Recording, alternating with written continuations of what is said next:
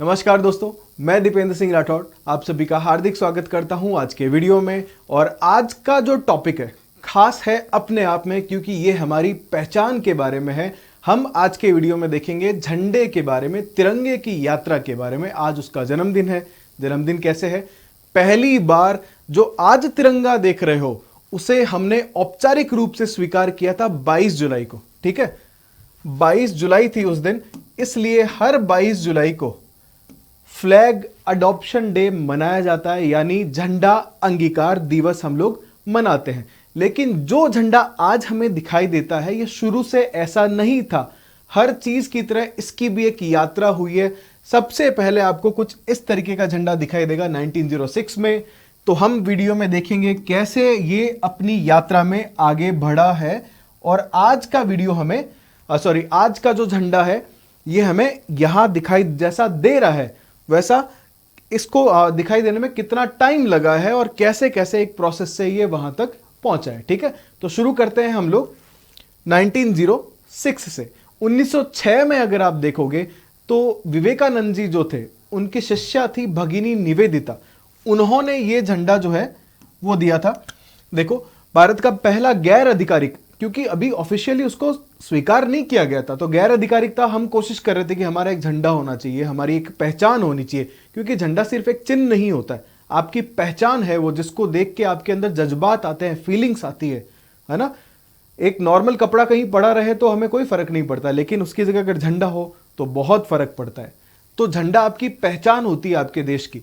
तो इसको 1906 में कलकत्ता के पास बागान चौक है, उसके कांग्रेस अधिवेशन में फहराया गया था।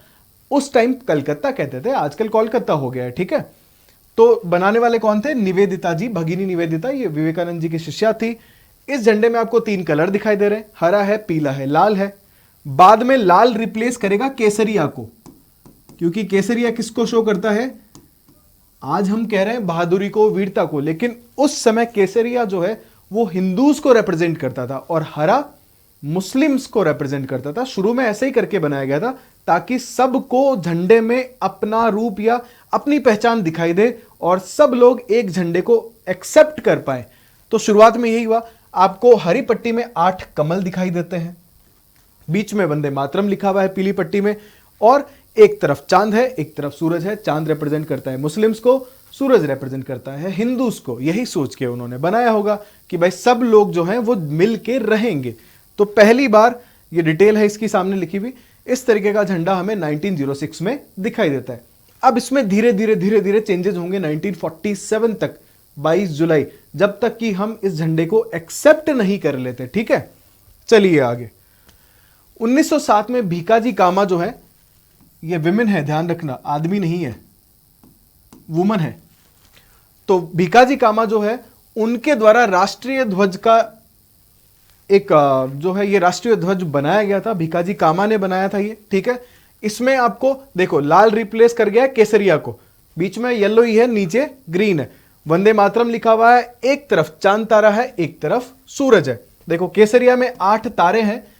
ये पुराना झंडा है, प्रॉपर नहीं है, लेकिन ये 8 तारे दिखाई देंगे आपको उस टाइम पे जो ओरिजिनल झंडा हुआ करता था।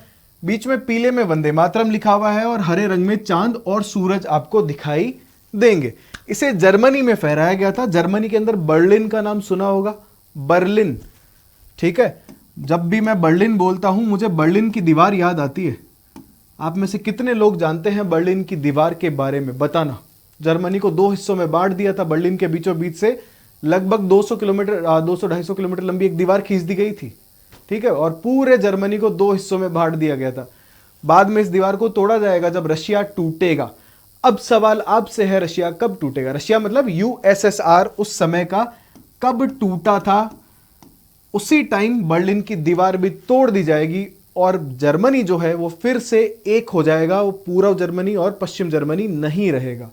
ठीक है, चलिए आगे चलते हैं। ये 1907 की बात है। 1907 के बाद में होम रूल लीग काम करेगी, जिसमें एनी बेसेंट भी थे और बाल गंगाधर तिलक भी थे, आपको याद होगा। तो 1918 में होम रूल लीग आंदोलन के समय में यह झंडा फहराया गया था। उनको एक बिल्डिंग में बंदी बना के रखा गया था, वहां उन्होंने यह झंडा फहराया था।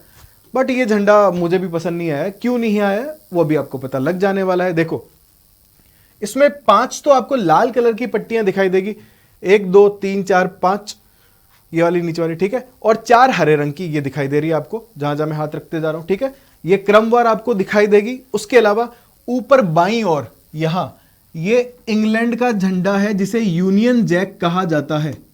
याद रखिएगा, ये पेपर में पूछा हुआ है, यूनियन जैक किस देश का झंडा है? इंग्लैंड का है। ये आपको दिखाई दे रहा है ना, यूनियन जैक।